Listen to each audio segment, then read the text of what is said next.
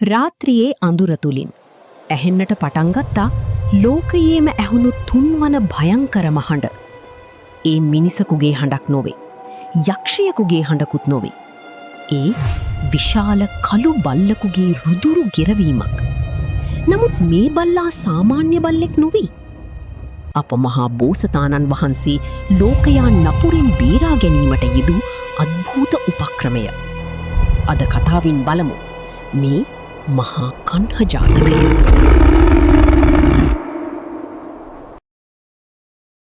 බුදුරජාණන් වහන්සේ ජේතවනාරාමයේ වැඩසිටින කාලයේ ලෝකයාගේ යහපත උදෙසා උන්වහන්සේ නොනවත්වා වෙහෙසෙන ආකාලය ධම්සභා මණ්ඩපයේ රැස්ව සිටි භික්ෂූන් වහන්සේලා කතා කරමින් සිටියා.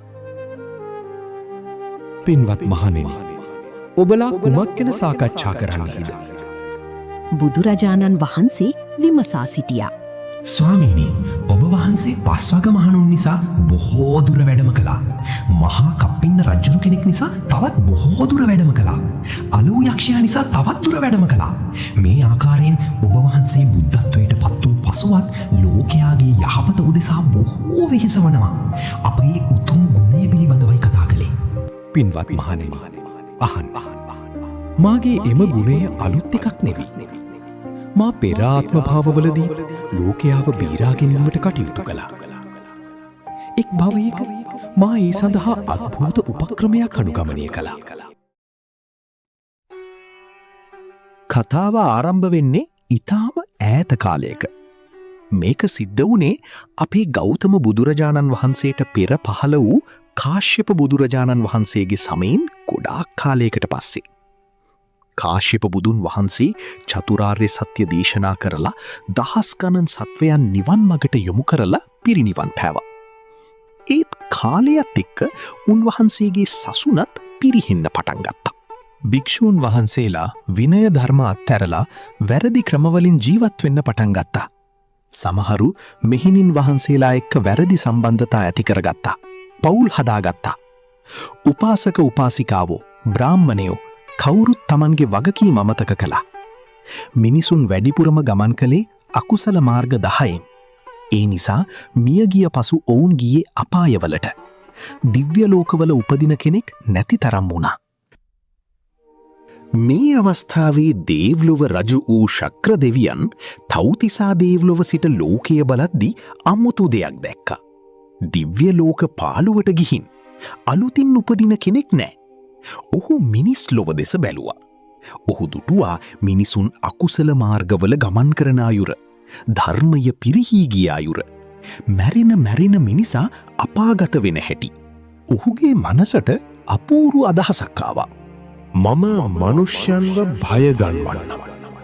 ඒ භය තුලින්ම මම ඔවුන්ට සැනසීම දෙන්නම්.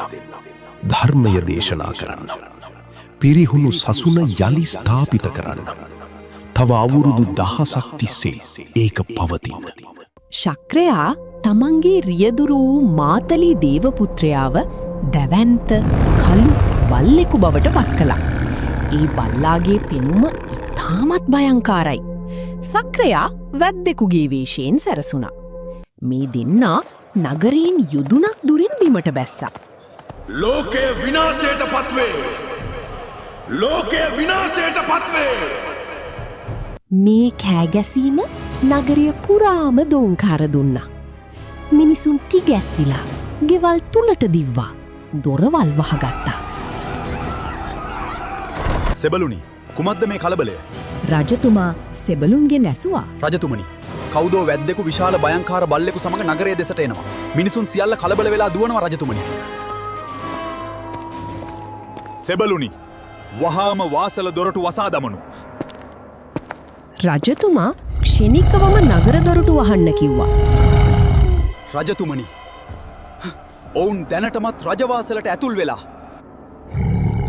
මහා කණ්හ ලොකු කළුවා මිනිසුන් හැම කෙනෙක්වම හඹාගෙන ගිහින් භයවද්දමින් අන්තිමේදී රාජවාසල ඇතුළටම ඇතුළු වුණා. මිනිසුන් රාජමාලිගාව ඇතුළට දිව්වා. දොර වහගත්තා. රජතුමා තමන්ගේ බිසෝවරු එක්ක මාලිගාවේ සඳලු තලයට ගියා. එතකොට මහා කණ්හ තමන්ගේ පා දෙක ඔසවා මහා හඬින් රුදුරු ලෙස ගෙරවුවා.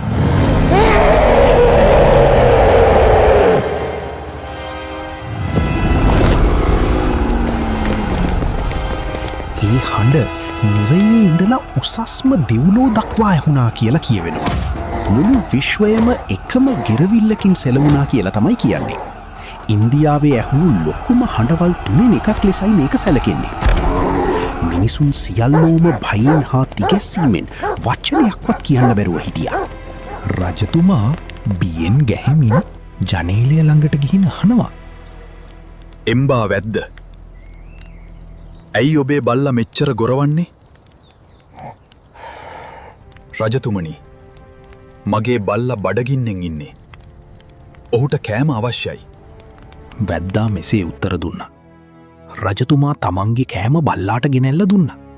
බල්ලා එක පාරටම ඒවා ගිල දැම්ම. තව ගෙරෙව්වා.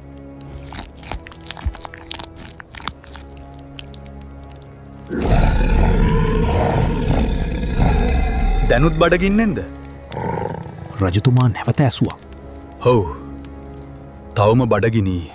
වැද්දා කිව්වා. රජතුමා තමන්ගේ ඇතුන්ගේ අශ්වයන්ගේ ආහාර ගෙනැල්ල දුන්න. ඒකත් එක පාරටම ගිල දැම්ම. අන්තිමේදී මුළු නගරේම තිබුණු ආහාර ගෙනැල්ල දුන්නත් බල්ලා තවත් ගෙරෙව්වා. රජතුමාට තේරුණා මේ සාමාන්‍ය බල්ලෙක් නෙවෙයි, මේකා යක්ෂයෙක්. එම්බා වැද්ද, නුඹගේ බල්ලා බොහෝ වැසියන්ගේ බත් එක කටින් බුදිනවා. තොපගේ බල්ලා කෙතරම් බත් කෑවත් ඇතිවන්නේ නැහැ.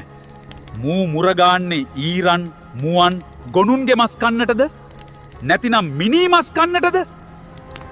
රජතුමනි, මූ මුරගාන්නේ ඊරන්, මුවන්, ගොනුන්ගේ මස් කන්නට නොවෙයි, මිනී මස් කන්නට. මිනී මස්? එම්බල වැද්ද, තොපට අවශ්‍ය හැමෝගෙම මස්ද? නැතිනම් ඔබේ සතුරන්ගේද? මට ඕනේ මගේ සතුරන්ගේ මස් රජතුමනි. ඔබේ සතුරන් කීවේ? මට ඕනේ දුශ්ශීලයෝයි රජතුමනි. මට තේරෙන්නේ නෑ. පවසනු. එසේනම් රජතුමනි අහගන්න. රජතුමනි, තමන්ගේ සිවුරේ ගරුත්වය රැකගන්නේ නැතිව ගෘහ ජීවිතයට යොමු වන භික්ෂූන්, මෙහෙණි භාවය අතහැර දරුවන් සාදමින් පවුල් ජීවිත ගත කරන මෙහෙණින්, බොරු තපස් රකිමින් මුදල් පොලියට දෙමින් රවටන ක්‍රමවලින් ජීවත් වන තාපසීන්, ශුද්ධ ග්‍රන්ථ දැනුම ධනය සඳහා පාවිච්චි වංචනික බ්‍රාහ්මණයන්, වයස්ගත දුර්වල වූ තමන්ගේම දෙමව්පියන් අත්හරින දරුවන්, වෙනත් අයගේ භාර්යාවන්ට කැමති වන අය, ගුරුවරුන්ගේ මිතුරන්ගේ භාර්යාවන් වෙත අන්‍යම් ලෙස කැමති වන අය, කොල්ලකරුවන් අවිගෙන පාරේ මිනිසුන් මරමින් කොල්ල කන අය, කීලාම් කියන බලය ඇතිමු තකුසල මාර්ගවල යන අය, හදවතින්ම දුෂ්ට වංචනිකාය. මේ අය තමයි දුශ්ශීලයෝ. මහරජ, මේ අය තමයි මගේ සතුරෝ.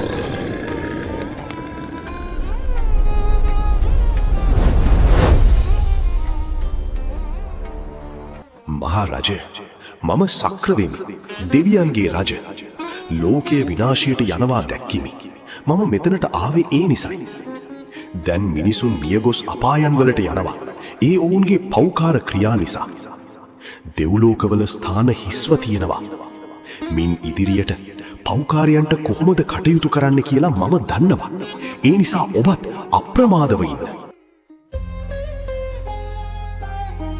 ඉන්පසුව ශක්‍රයා සිහියෙන් තියාගත යුතු ගාථා 4ක් හරහා ධර්මය දේශනා කළා. දානශීලත්වයේ ගුණය මිනිසුන්ට ඉගැන්නුවා. පිරිහුණු සසුන යලි ස්ථාපිත කරලා තව අවුරුදු 10ක් තිස්සේ ඒක නොනැසී පවතින්නට සලස්සලා ඔහු මාතලී සමග දෙව්ලොවට ආපහු ගියා. පින්වත් මහණෙනි, එකල දැවැන්ත රුදුරු බලුවෙසක්ගත් මාතලී දිව්‍යපුත්‍රයා වූයේ මෙකල ආනන්ද තෙරුන් වහන්සේ. ලෝකයාගේ යහපත පිණිස මිනිස් ලෝට වැඩම කර ඔවුන්ට ධර්මය පෙන්වා දුන් වැද්දා නොහුත් ශක්‍ර දෙවියා ඒ මමයි. ඉතින් මේ කතාවෙන් අපිට ඉගෙන ගන්න පුළුවන් මොනවද?